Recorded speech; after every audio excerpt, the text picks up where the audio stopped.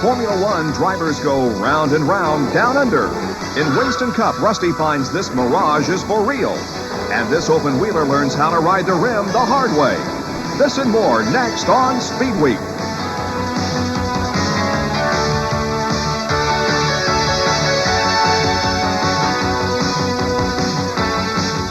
Speedweek is brought to you by Dodge Cars and Trucks. On the street or off the road, it's the new spirit of Dodge.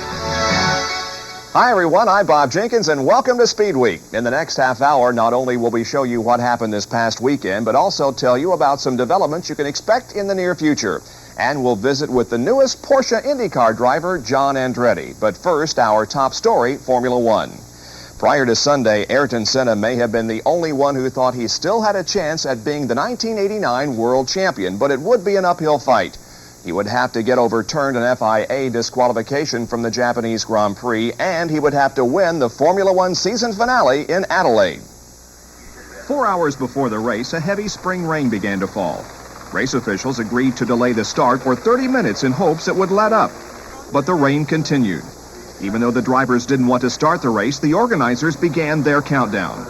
And when the green light flashed on, not all cars at the back of the pack were in position. Prost and Senna nearly touched wheels headed toward the first turn. After just one lap, Prost headed for the pits. He'd had enough. Meanwhile, J.J. Leno crashed, and at that point, officials decided to stop the race. After another half-hour delay, stewards decided to try it again. But Prost's car is empty, and Formula One chief Bernie Ecclestone wants to know why. The grid has all been reformed now. We'll start in about another 4 minutes, and the only person who's not restarted is Prost. And what's his situation, Bernie? Prost situation, I don't know. Maybe he doesn't like the rain, I think. It's a personal protest then? It's not that he's not being allowed to start. It's not the first time, so I mean you have to see why he didn't race before in the rain. I think, conditions are too dangerous. Maybe nothing happened. Then in this case, maybe I look like a but I don't care. I don't care, about what people can say. I think the conditions are too dangerous, and they should have wait a bit more. We're with half an hour delay. I think it should be good, maybe 1 hour, 2 hours. I don't know exactly, or maybe, rest more. But I think it was too dangerous. The start saw Senna outdrag surprise third fastest qualifier Pierre Luigi Martini and the others into the first turn to begin what would be a demolition derby that we've never seen before in Formula One.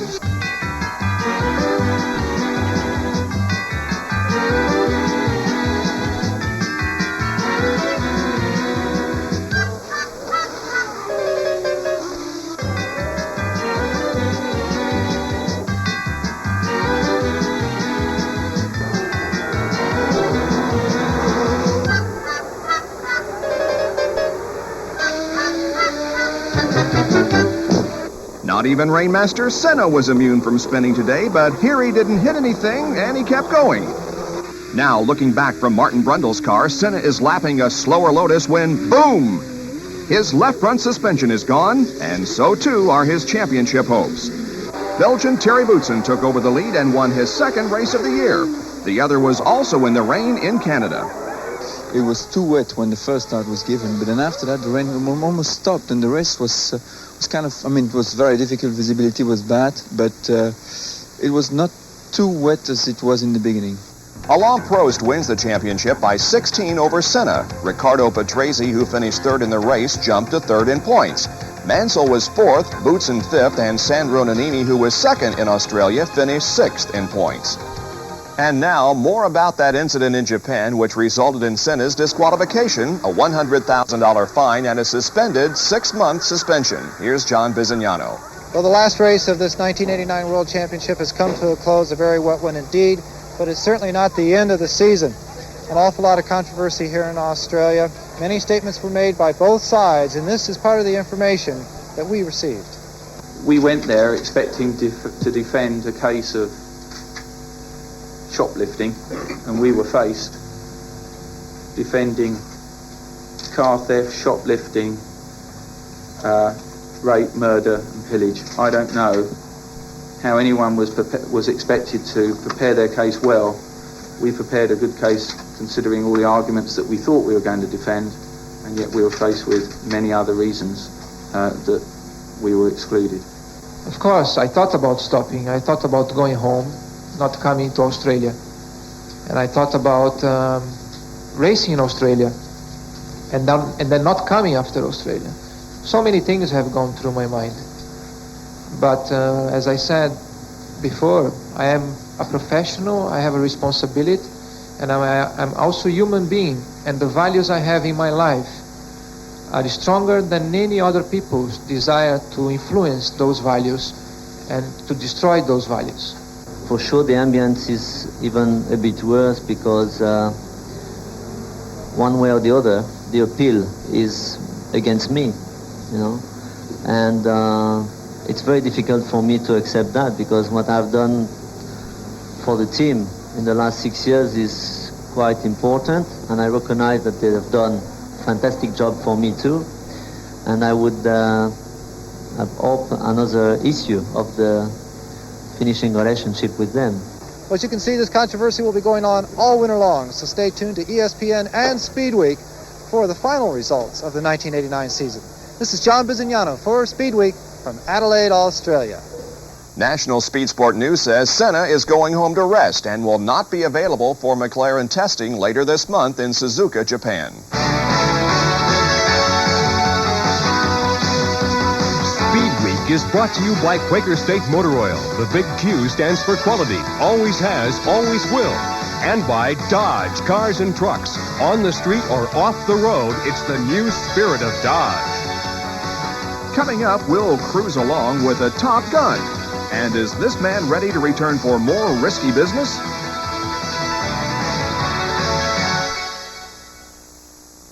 There's a rough road ahead with no end in sight. Quaker State engines don't know when to quit. Quaker State is quality engineered to exceed every single American, European, and Japanese car maker's U.S. requirements for maximum engine protection. So pistons are protected from friction mile after mile. Valves are protected from wear year in, year out. That's why Quaker State engines run strong and run long. Quaker State engines don't know when to quit. The big Q stands for quality. Always has, always will.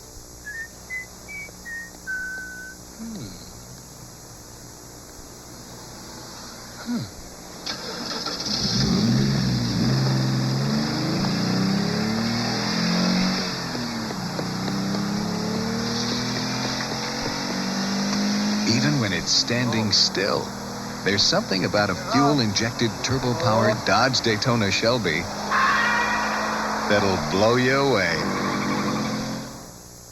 Members of the National Council of Corvette Clubs. To them, there's no car but a vet and no tire but a Goodyear Eagle ZR. We invited them to a showdown, Dunlop D40 M2 against Eagle ZR. Slaloms on wet and dry roads. Hard cornering. Braking. Comfort and noise on the highway. Which tire would they buy now? All 10 pick the Dunlop D40 M2. Dunlop outperforms. Pronto, the fastest growing name in auto parts today. Pronto, featuring quality auto parts at lower prices. Cars aren't cheap, never have been. That's why I never take shortcuts with cheap oil and air filters. Give me AC filters every time. AC filters match the original specs on my cars like a nut on a bolt. When you need to know about auto parts, ask the pro at Pronto.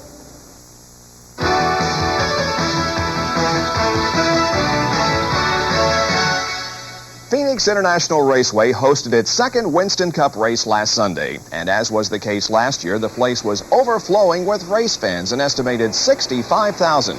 Compare that with the attendance across town at the Cardinals NFL game against the Giants, estimated at 45,000. Now, the PIR crowd came to see if Rusty Wallace could clinch the Winston Cup, or if Dale Earnhardt could close the gap, or if Mark Martin could take over second in points. Ken Schrader led the field to green. The point contenders were 9th, 7th, and 6th, respectively.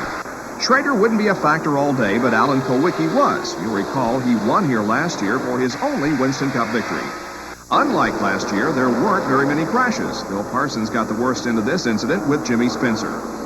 And then there was the Sterling Marlin fire. A brake rotor shattered, causing a pretty good blaze in the right front of the car. Marlin escaped uninjured.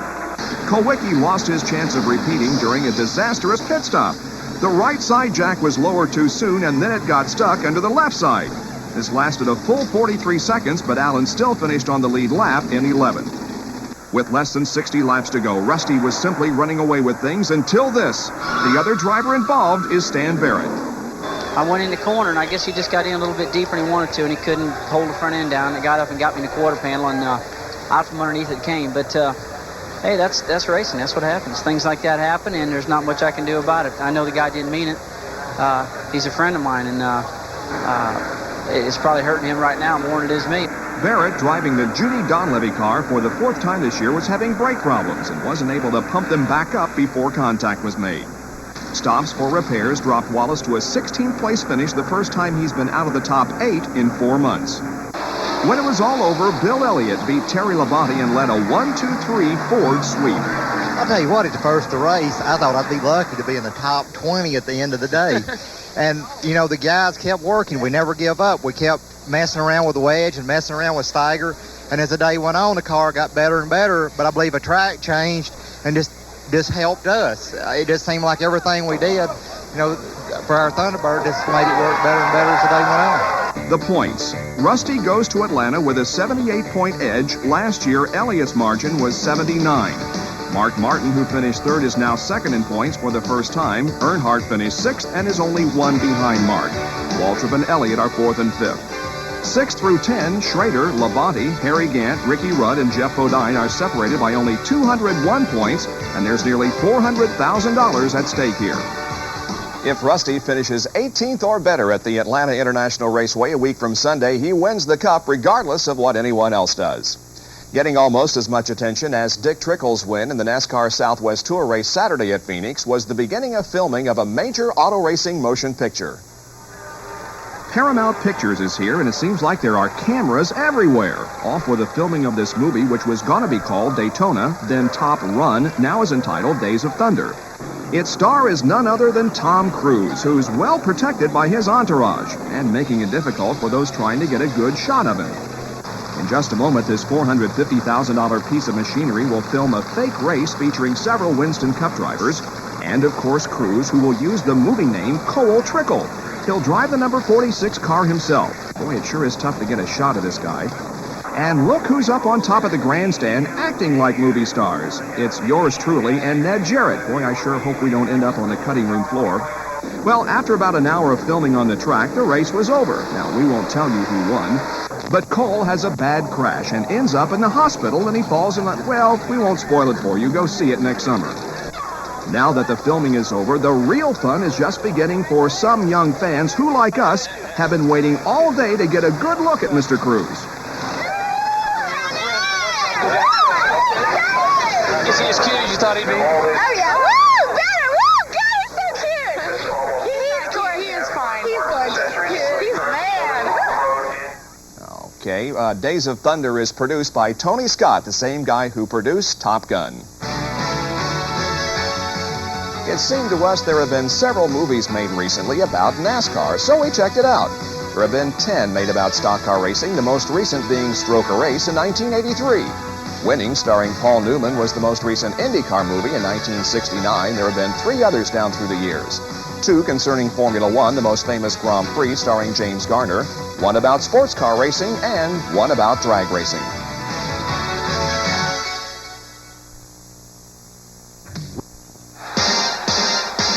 This fall, Michael Jordan moves. Magic Johnson moves.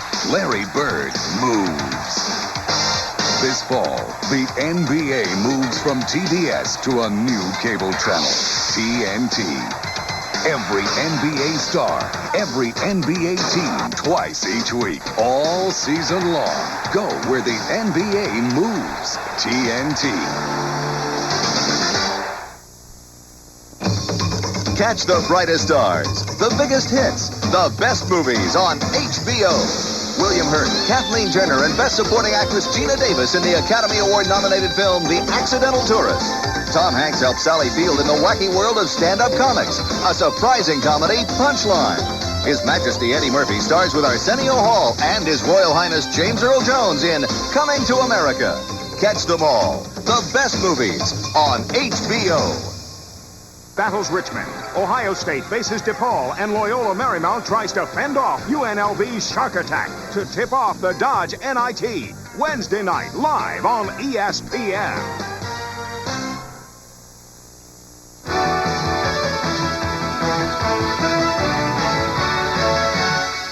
We've known for several months that Porsche was going to run 2 cars at selected IndyCar races next year. Speculation on who the second driver might be involved Kevin Kogan and even at one point Danny Sullivan.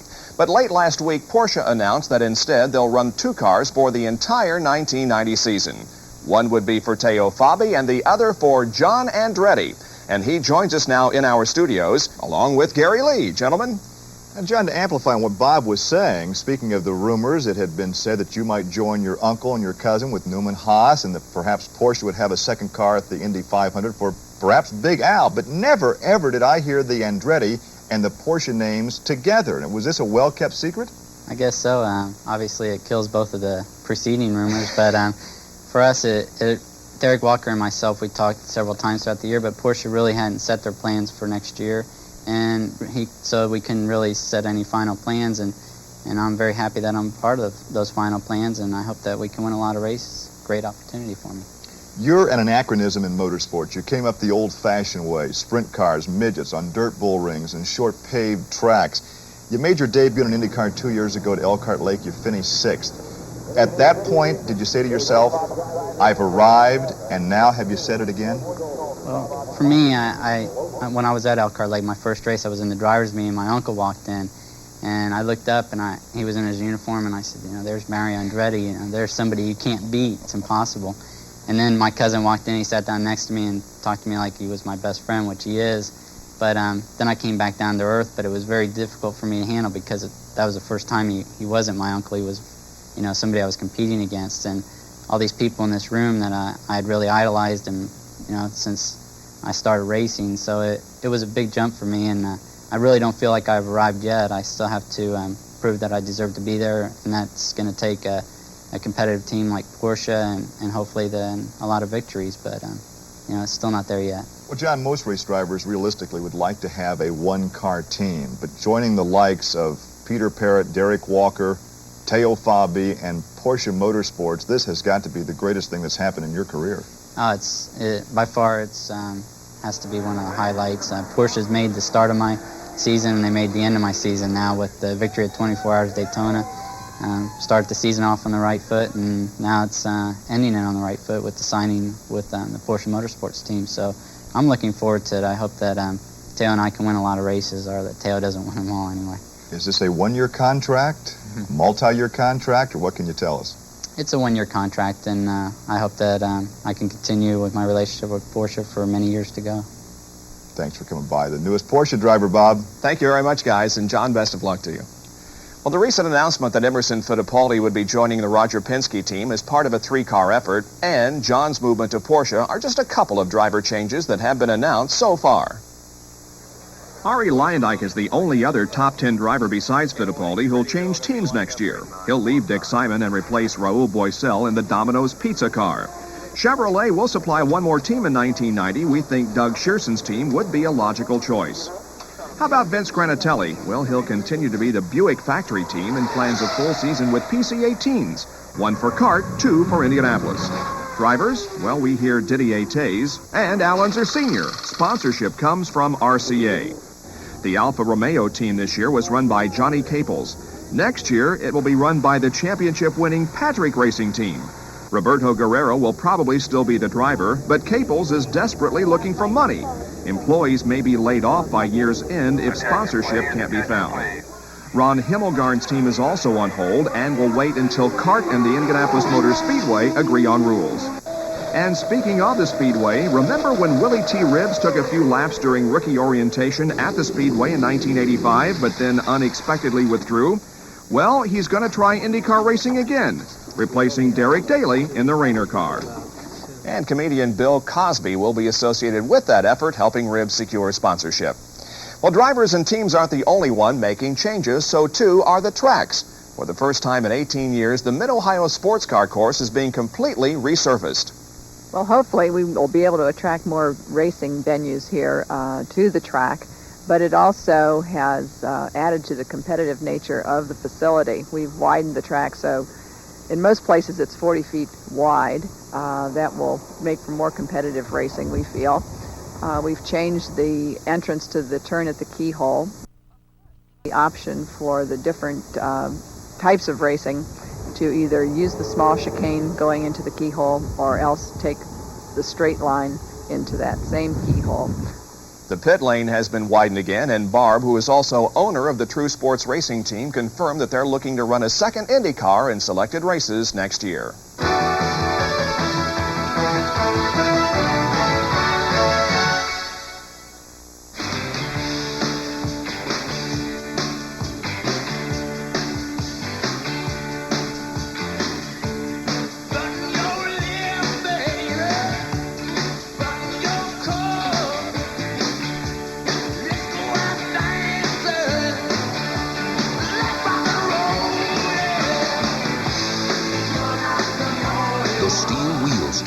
Brought to you by the King of Beers. Members of the National Council of Corvette Clubs. To them, there's no car but a vet and no tire but a Goodyear Eagle ZR. We invited them to a showdown, Dunlop D40 M2 against Eagle ZR. Slaloms on wet and dry roads. Hard cornering. Braking. Comfort and noise on the highway. Which tire would they buy now? All 10 pick the Dunlop D40 M2. Dunlop outperforms.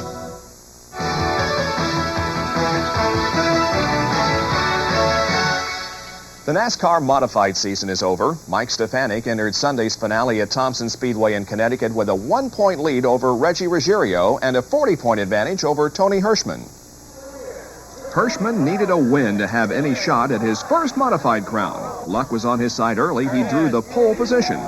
Ruggiero, a 2-time modified runner-up, was hoping the third time would be the charm. He needed only to finish 1 spot ahead of Stefanik, who was starting 9th.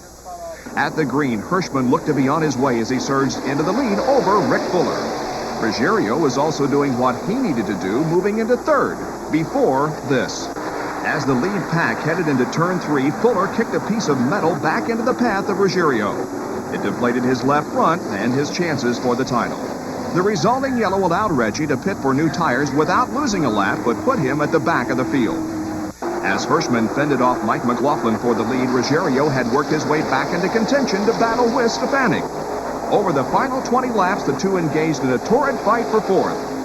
Hirschman held off McLaughlin for the win, but the biggest prize went to Stefanik.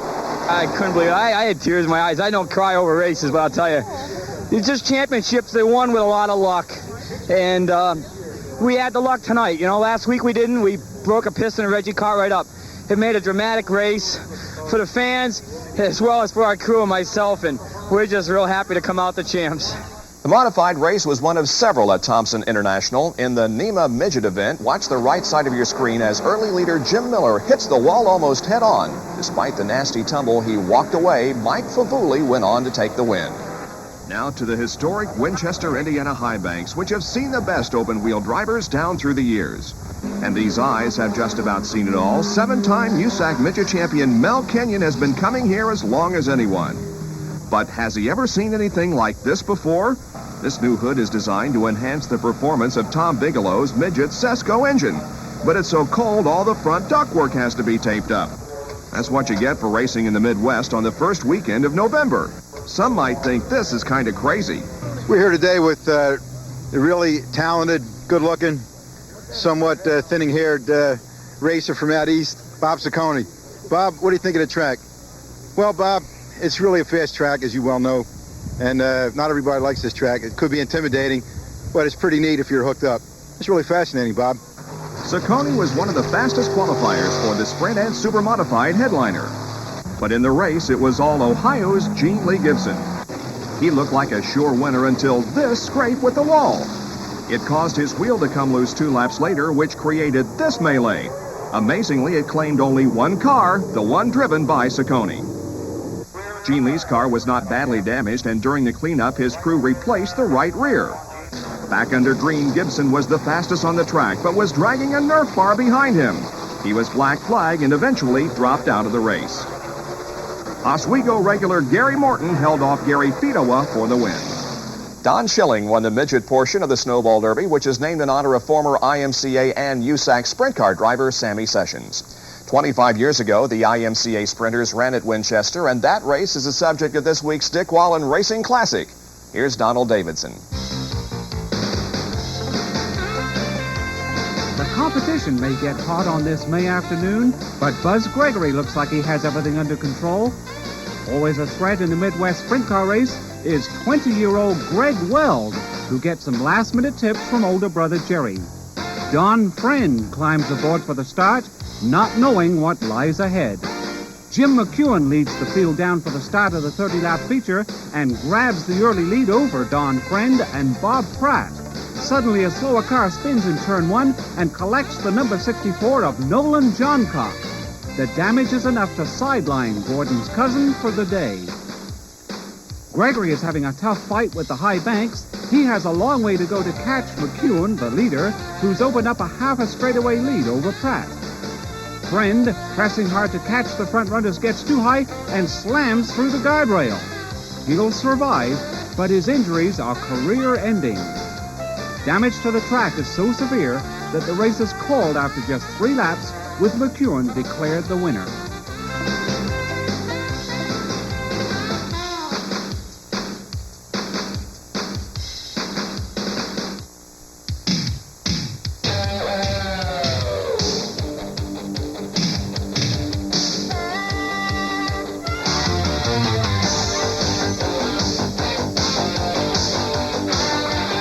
You'll find it at the heart of every Dodge machine competing today.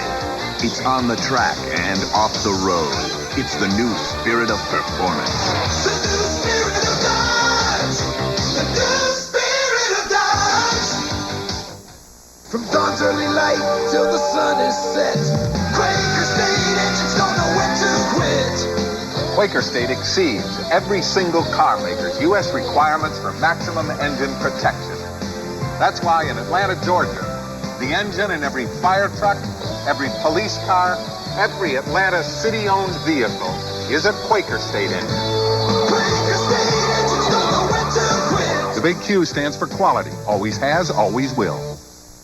Bo Jackson leads the Raiders' silver and black attack. The Chargers await the collision. Mike Patrick and Joe Theismann bring you Sunday night NFL at 8 Eastern live on ESPN.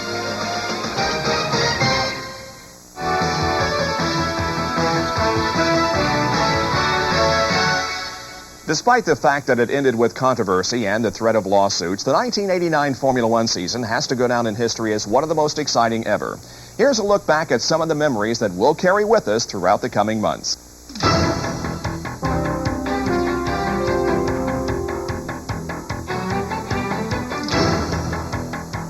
Oh, I'm at the bride. And that was a tremendous hit, Berger. I think it might have been Mansell. It was the second of the 2 Ferraris, I believe, and now it's on fire. Oh, no. This is a terrible tragedy. Look at the tremendous amount of fire from that car.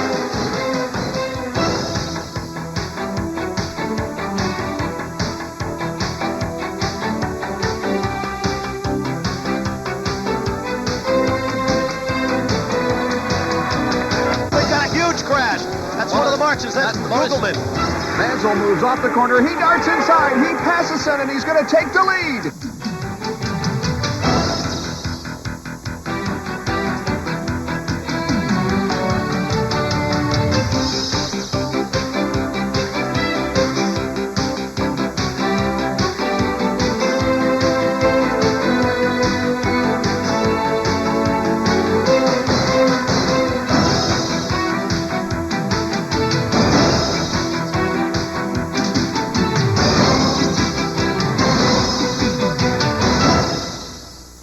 That's it for another edition of Speed Week. Now join us next week at a different time, 12:30 a.m. Eastern on Friday morning. We leave you with Dick Trickle's victory in the Southwest Tour race at Phoenix. So long, everyone. Speed